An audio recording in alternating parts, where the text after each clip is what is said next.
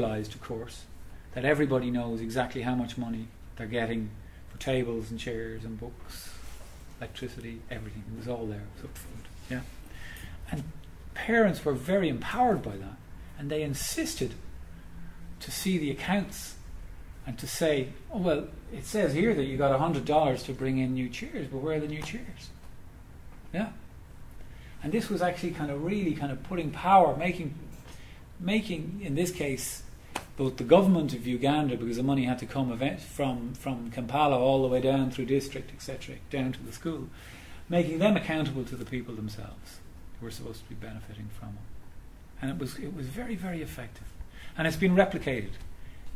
Now there's of course there'd be issues around, I suppose the responsiveness of the office holder to be held account. But that was a very nice example of putting in a proper tracking system, proper monitoring system. Lovely lovely small example of it, Literally tell people how much money has been spent. Yeah. So get that sort of clarity. Now, I suppose also from a... We'll just leave it at that, yeah. I'm quite new to this area. My knowledge is not extensive. What I do have knowledge of is some experiences that I've had in the past of seeing development aid in practice, or seeing it work or seeing it not work, and also the finance side of being held accountable and auditing those figures and grant aids and that kind of thing. From your experience, what do you see a correct path to take? There is a big part of the aid effectiveness agenda is actually for governments to stop donors to actually stop funding projects or even programs, and to actually give money as general budgetary support.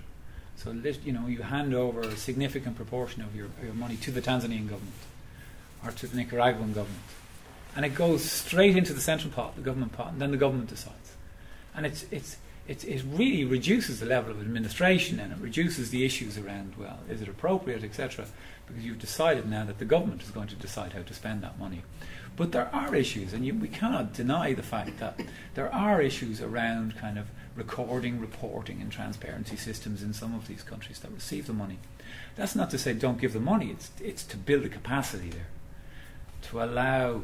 There's plenty of very capable people, but you have to build their capacity, and you also have to build institutions. You have to build rule of law, strengthen elements of the rule of law, so that people can be held account. Ministers can be held account. Senior civil servants can be held account if they use money incorrectly. But so it's a whole series of things. It's not just one. There's not one quick fix of it. This comes back to, I don't know if anybody was reading, there was a report on the 28th of January about the Global Fund. This big fund that Bono's a big fan of, Global Fund for HIV/AIDS, TB and malaria. And there's been about commitments of about 21 billion given to that from the big donor agencies to basically provide money which is targeted then to looking after HIV and AIDS, TB and malaria. So it's very stripped down. It's got a nice idea. It's got a very focused fund, and it runs through the UN agencies. There was an assessment done of how well the money was looked after and how well it was spent recently. Now, they were only able to look at a very small proportion of the projects actually funded. And oh my God, they certainly got egg in their faces, because some of the figures are absolutely frightening. Where up to between a third and 2/3 of the monies cannot be tracked after they reach government level. So they don't have a proper accounting trail for how that money was spent. And there's some examples of out and out money just being taken out and used for the wrong purposes. Sometimes money being given, but not given for the activities that it was earmarked for. So for everybody going off and doing training rather than actually giving money to fund salaries at local clinic level, stuff like that. And I think that's an example of where really where they just fell asleep. You can't just give money without building up capacity, building up institutions, building up a monitoring and evaluation framework. And they've really been hit badly with that one. It's a bad example to end a lovely class on. Does that not get you in a catch-22 though? With No, because I think even if you could lose 2/3 of the money, yeah, and that 1/3 could keep somebody alive. Now, okay, we'd prefer if all of it was there being used, but like even if some of the money it's like a bucket with a hole in it, yeah, you may lose some of the water, but it can be enough to actually keep somebody alive. Now, what you want to do is keep that flow going while patching a hole in the bucket. Yeah, I think that point where giving the aid but building up the capacity to administer it and track it is so crucial. The two go together. Have to, yeah. Because you hear of money going out and food arriving, but it's not getting to the people who need it. Yeah. Or Mugabe, it didn't go; it was meant to go. So it's for probably the international donors to keep an eye on the capacity level of these governments to deliver what they've been given. Yeah, but you do come, and it does though. There is this kind of catch-22 in that, so aid selectivity. So we should give aid to countries that are using it effectively. Or no, build up the other countries to be able to. But at the same time, you have to be building up other countries, because even though some of it might go astray, some of it can bring big change. Yeah, massive. Sierra Leone, maternal mortality rate 2,100. 2,100 women die per 100,000 as a result of childbirth. Yeah, why is that? Because they don't have clinics. Yeah, and they can't give the sort of care that women need before birth and directly after birth.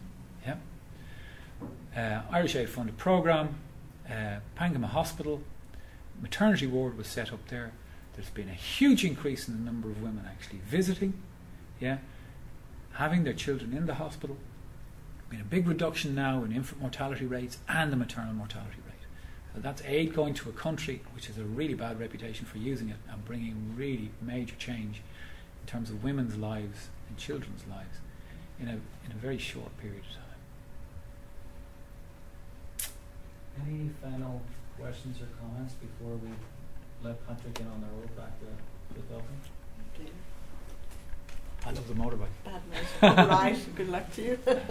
I'm interested about this sort of alignment positioning we're at, just insofar as, realistically, when you're talking about aligning behind a government who's, for example, human rights abuses or things that don't sit well with the donor government, how do you see that working, or how does that work?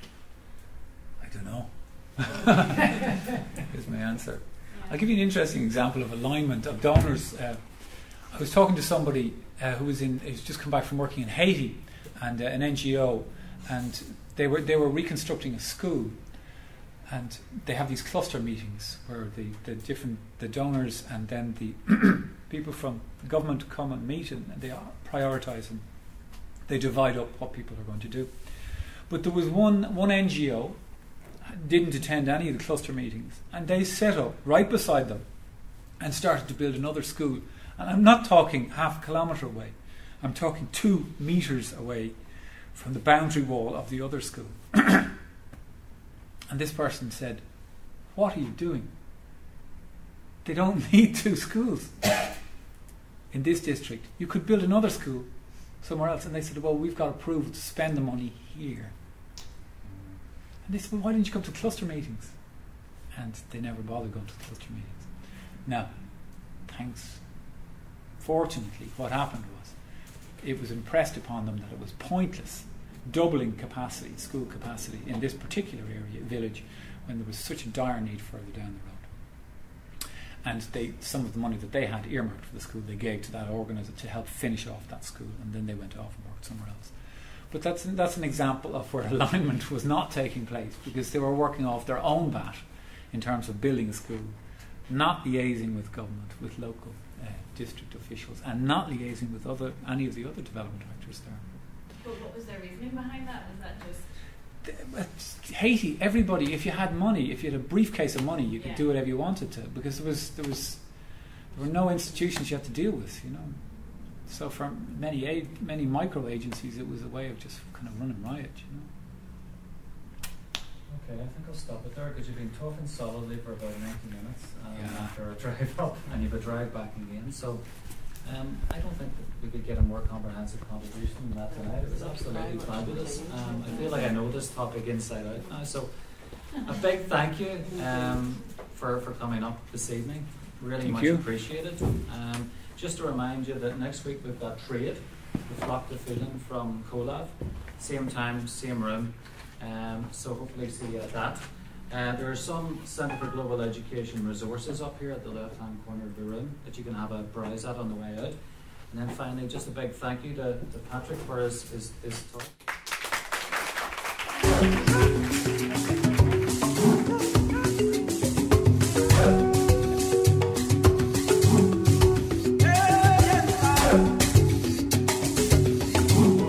You're listening to Homely Planet, Northern Ireland.